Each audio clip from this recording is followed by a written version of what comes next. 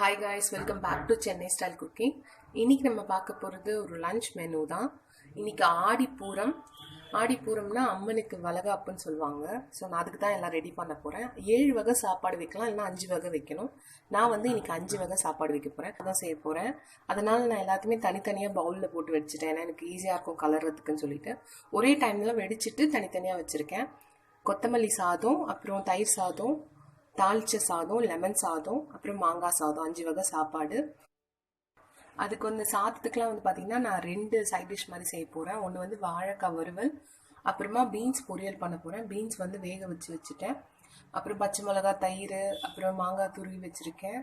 எல்லாமே ரெடி பண்ணி வச்சுருக்கேன். ஸோ அது எப்படி பண்ணுறதுன்னு பார்க்கலாம். ஃபஸ்ட்டு கொத்தமல்லி சாதம் தாளிச்சிடலாம். அது வந்து பார்த்தீங்கன்னா மிக்சியில் 1 கப் அளவுக்கு தேங்காய் துருவி வச்சுருக்கேன். 2 டீஸ்பூன் அளவுக்கு பச்சை மிளகாவை சின்ன சின்னதாக அரிஞ்சு வச்சுருக்கேன். இது வந்து கொத்தமல்லி 1 கப் அளவுக்கு, இதை சேர்த்துடலாம். 1/4 டீஸ்பூன் அளவுக்கு இஞ்சி, கொஞ்சமாக தண்ணி ஊற்றி இதை பிளெண்ட் பண்ணிடலாம். கொத்தமல்லி சாதம் தாளிக்கிறதுக்கு நான் கடாயில் கொஞ்சமாக எண்ணெய் சேர்க்கிறேன். எண்ணெய் காஞ்சதுக்கு அப்புறமா நம்ம அரைச்ச அந்த பேஸ்ட்டு சேர்த்துடலாம்.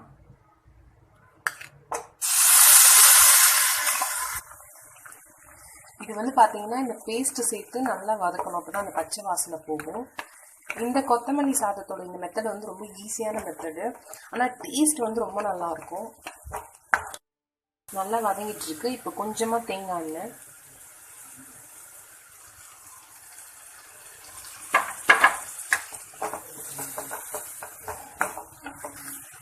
ஒரு டீஸ்பூன் அளவுக்கு நான் உப்பு சேர்க்கிறேன். சாதத்தில் உப்பு போடலை வெடிக்கும் போது, ஸோ அதுக்கு ஏற்ற மாதிரி போட்டுக்கலாம். கொஞ்சமாக நான் சேர்த்துக்கேன், எனக்கு இந்த சாதத்துக்கு சரியாக இருக்கும். அப்போதான் இப்போ வதங்கிடுச்சு. இப்போ சாதம் சேர்த்துடலாம்.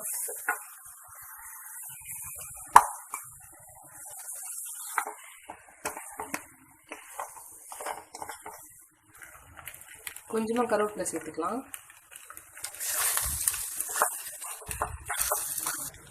கொத்தமல்லி சாதம் ரெடி ஆகிடுச்சு. இப்போ நான் நெய்யில் கொஞ்சமாக முந்திரி பருப்பு வறுத்து வச்சுருக்கேன், அதை சேர்த்துக்கலாம். இந்த சாதத்துக்கு வந்து முந்திரி பருப்பு கூட சாப்பிடும்போது ரொம்ப நல்லாயிருக்கும். உங்களுக்கு முந்திரி பருப்பு டேஸ்ட் பிடிக்கலன்னா நீங்கள் வேர்க்கடலை கூட சேர்த்துக்கலாம், அதுவும் நல்லா இருக்கும். இப்போது தாளிச்ச சாதம் ரெடி பண்ணிடலாம். அதுக்கு வந்து நான் கொஞ்சமாக எண்ணெய் சேர்க்கிறேன். எண்ணெய் காஞ்சதுக்கப்புறமா கொஞ்சமாக கடுகு வெடிச்சிருச்சு. இப்போ வெங்காயம் சேர்த்துக்கலாம். நான் 1 வெங்காயம் சேர்க்கிறேன். வெங்காயம் நல்லா வதங்கினதுக்கப்புறமா நான் ஒரு தக்காளி கொஞ்சம் கருவேப்பிலை போட்டு வதக்கிட்டு இருக்கேன். இப்போ வந்து 1 டீஸ்பூன் அளவுக்கு மிளகு சேர்த்துக்கலாம். 1 டீஸ்பூன் அளவுக்கு red chilli powder,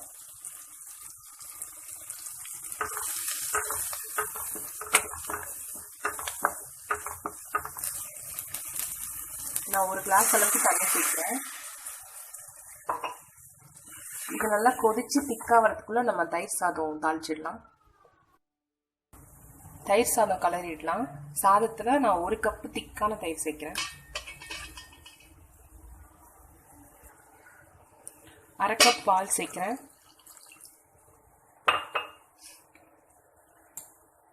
2 table spoon உப்பு சேர்க்கிறேன்.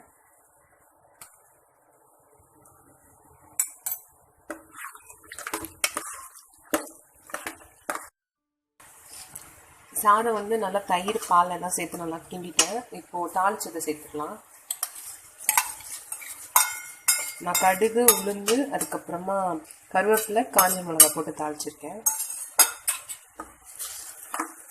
பச்சை மிளகா போடல, காஞ்ச மிளகா தான். தயிர் சாதத்துக்கு எப்பவுமே தாளிக்கும் போது உளுந்து வந்து நிறைய சேர்த்துக்கோங்க, அப்போ தான் நல்லாயிருக்கும். அது நல்லா ரோஸ்ட் ஆகிட்டு அதை நம்ம சாப்பிடும்போது ரொம்ப நல்லாயிருக்கும் டேஸ்ட்டு. இப்போ நான் கொஞ்சமாக மாதுளம்பழம் உரிச்சு வச்சது,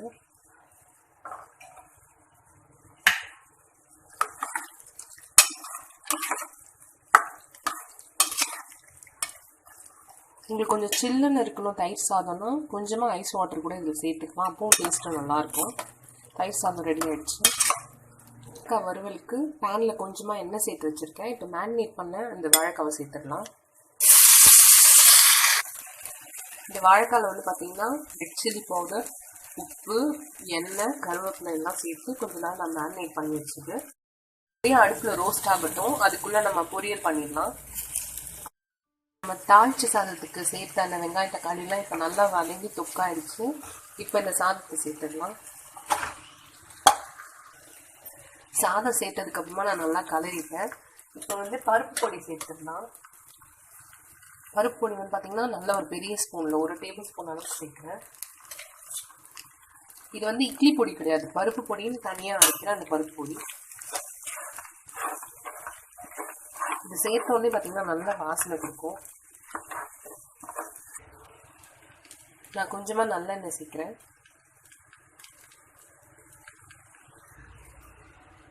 தாளிச்ச சாதம் பார்த்திங்கன்னா ரெடி ஆகிடுச்சு. இதில் கொத்தமல்லி போட்டு இறக்கிடலாம். லெமன் சாதத்துக்கு கடாயில் கொஞ்சமாக எண்ணெய் ஊற்றிருக்கேன். இப்போ கொஞ்சம் கடுகு, கடலைப்பருப்பு,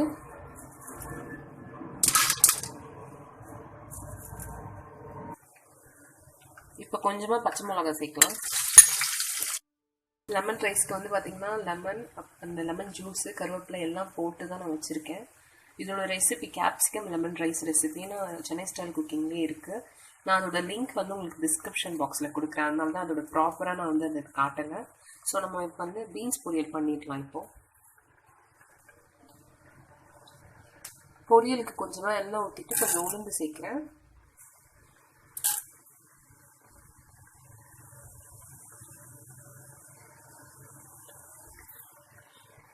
உளுந்து நல்லா செவந்துடுச்சு. இப்போ 2 காஞ்ச மிளகா,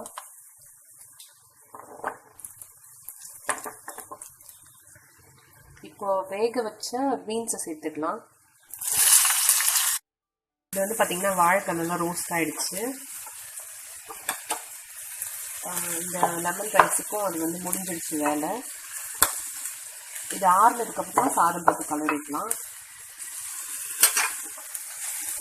பீன்ஸ் மட்டும் இன்னும் கொஞ்சம் நேரம் வதங்கினதுக்கப்புறமா தேங்காய் போட்டுட்டு அவ்வளோதான். இன்னும் நல்லா வதங்கிடுச்சு. அந்த காரமும் இறங்கிட்டு இருக்கும். இப்போ தேங்காய் போட்டுடலாம்.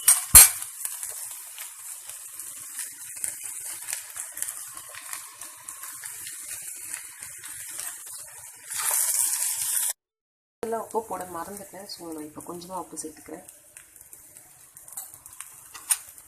ஏன்னா இது நிறைய செய்கிறதுனால இது மறந்துட்டேன் நான். ஸோ நம்மளோட பீன்ஸ் பொரியல் ரெடி ஆகிடுச்சு. அதுக்கப்புறம் கொத்தமல்லி போட்டு இறக்கிக்கலாம். மாங்காய் சாதம் தாளிச்சிடலாம். நான் கடாயிலே கொஞ்சமாக எண்ணெய் ஊற்றிருக்கேன். கொஞ்சம் இஞ்சி சேர்க்குறேன். இஞ்சி சின்ன சின்னதாக கட் பண்ணது.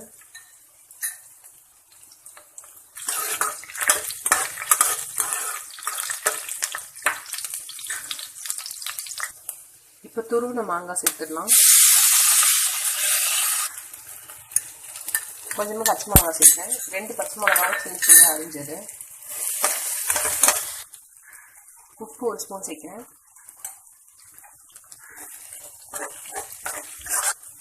கொஞ்சமாக கருவேப்பிலை சேர்க்குறேன். உங்களுக்கு கலர் வேணும்னா நீங்கள் மஞ்சள் தூள் சேர்க்கலாம். நான் வந்து மஞ்சள் தூள் சேர்க்கல. இந்த ஃப்ளேவர் அப்படியே இருக்கட்டும் சொல்லிட்டு. இப்போ மாங்காய் நல்லா வதங்கிடுச்சு. இப்போ சாதம் சேர்த்துக்கலாம். மாங்காய் சாதம் ரெடி ஆகிடுச்சு. இதை வந்து நான் பார்த்திங்கன்னா நான் நிறைய கடலைப்பருப்பு, உளுந்து எதுவுமே சேர்க்காமல் சிம்பிளாக வெறும் அந்த மாங்காய் ஃப்ளேவர் மட்டும் இருக்கிற மாதிரி தான் செஞ்சுருக்கேன். இந்த 5 வகை சாதம், அதுக்கப்புறமா அதுக்கு சைட் டிஷ் எல்லாமே ரெடி ஆகிடுச்சு.